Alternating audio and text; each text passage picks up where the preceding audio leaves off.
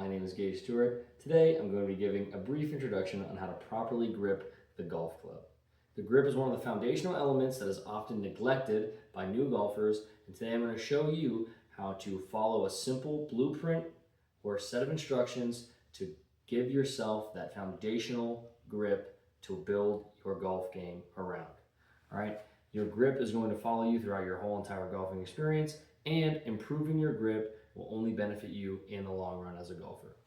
Today, I'm going to be using a dry erase marker to draw some reference points on my hands that will help us properly align our hands with the club and with each other to effectively grip the golf club. So I'm going to start by identifying that I'm going to be talking in terms of lead and trail hand. I'm a right-handed golfer, so my lead hand is going to be my left hand, my trail hand is going to be my right hand.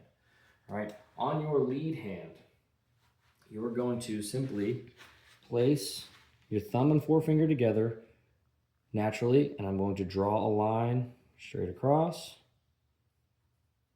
That's going to give me a good reference point. All right, the next thing I'm going to do is I'm going to rotate my palm over, and about halfway in between the base of my pinky and the beginning of my wrist, I'm going to draw a circle. Next, we are going to turn the hand back over. I'm going to go to the tip of this knuckle of my thumb, the base knuckle of my thumb, and right on the tip of that, I'm going to draw an X. Right? That is everything that I'm going to be drawing on my lead hand. I'm going to transition over to my trail hand. All right, the first thing I'm going to draw on my trail hand, just like the lead hand, I'm going to draw a line straight across as best you can. Okay, I'm going to flip my hand over. Right in this intersection between left and right side of your palms, right above the base of your wrist, I'm going to draw another X. And then the last thing I'm going to do is I'm going to trace my pointer finger straight down and draw a dot. These are going to provide, as I said, a very simple set of reference points that we're going to use to properly grip the golf club.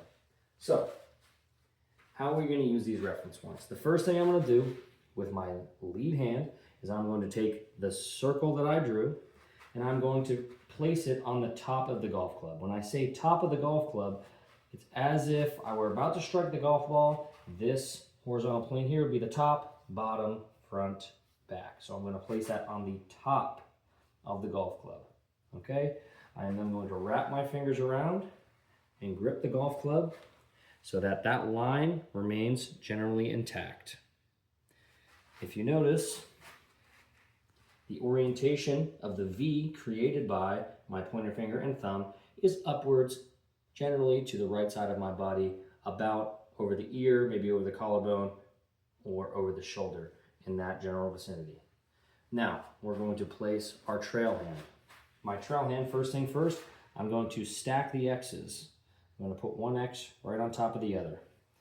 As you notice, when I go to grip the golf club, keeping my fingers nice and tight with minimal space in between, ideally none, my pointer finger and pinky, a pointer finger of my lead hand and the pinky of my trail hand kind of intersect there. So you have a few options, okay?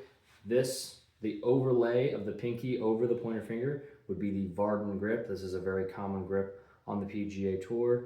Another very successful grip, as seen with Tiger Woods and other professionals, is an interlocking grip, where I interlock my pinky and pointer finger.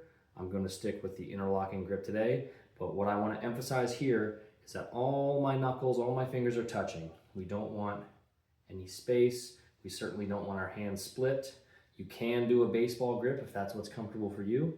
Just remains that your fingers and knuckles are all touching. We don't want space between the hands. We don't want space between the fingers.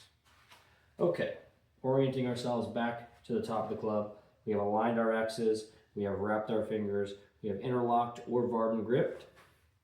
And then you'll notice the line on my trail hand, my thumb and pointer finger, again, is generally on line still, with the V created by my thumb and pointer finger up and over my right shoulder as a right-handed golfer, or over your trail side shoulder. Okay, the last thing we're going to use these reference points for is we're going to use that line drawn on my pointer finger, and we are trying to create a nice question mark shape. We don't want the line hidden, and we certainly don't want the fingers rotated too far under the club. We want our X's stacked, line in line, and straight line forming that nice question mark shape. Final product is going to look something like this. Emphasis I want to point out is that the V's created by our thumb and pointer fingers on both hands are oriented over our trail side, so as a right-handed golfer, over my right shoulder generally, and our fingers are nice, tight together, little to no spacing in between, and we have that firm handshake grip. We are not crushing the golf club, okay? We are nice, relaxed, kind of a nice handshake. All right. Something I wanted to touch on is everybody's hands, everybody's grips, everybody's clubs are very different, okay? Golfers have had success with what we call a weaker grip or rotated towards our lead side, okay? We also have a strong grip, rotated with our palm more upwards, okay, or our knuckles rotated towards our trail side. Everyone's grip, everyone's club, everyone's swing are very different, but this video should give you a general baseline understanding of where to begin gripping the golf.